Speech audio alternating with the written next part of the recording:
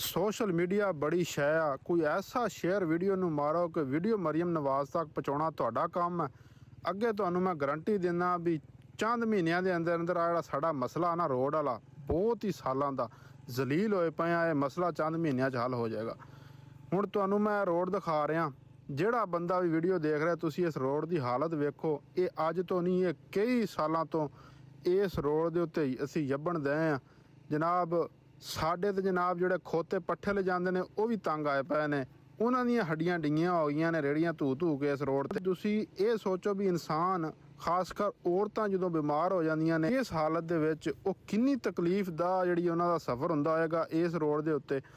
इस रोड के उत्ते चंद कदम चलना भी मुश्किल। मरियम नवाज साहब ये रोड आंदा है जनाब जिला पखर, साढ़े पिंड 55 तो बिट्टी का रोड है। टोटल 4 तो 5 किलोमीटर आसे पासे जिथे निकलते हैं अजकल रोड बने पे नवे जां जनाब वो मुरम्मत होए पे ने। मुल्क जिथे भी मैं गया वहाँ हर पासे रोड बने पे ने। साडा ये रोड असी अगे भी वीडियो एक पाई, अपील अगे भी की है। हुण जनाब वजीरे आला पंजाब को अपील करते हैं। ये तहसील करूरकोट आ, जिला बखर आ। पिछे साडा कारपर रोड बन गया होया मियाँ शहबाज शरीफ के दौर दे विच। तो वो तो अगे जिहड़ा इस तो अगे जिहड़ा रोड असी पखर नूं जाना हुंदा, दरिया खान जाना हुंदा, साडा जिला है उत्थे जिहड़ा जोईया जंडा वाला रोड है वो भी सारा मुरम्मत हो गया, नवां नहीं बनया। जिथे वो जंप वगैरह सीगे सारे साफ हो गए ने, वो दोबारा मुरम्मत हो गया, तमीर नौ ओहदी हो गई। यह बचिया जिहड़ा बंदा भी इस वीडियो ते आ रहा इहनूं लाजमी शेयर करो।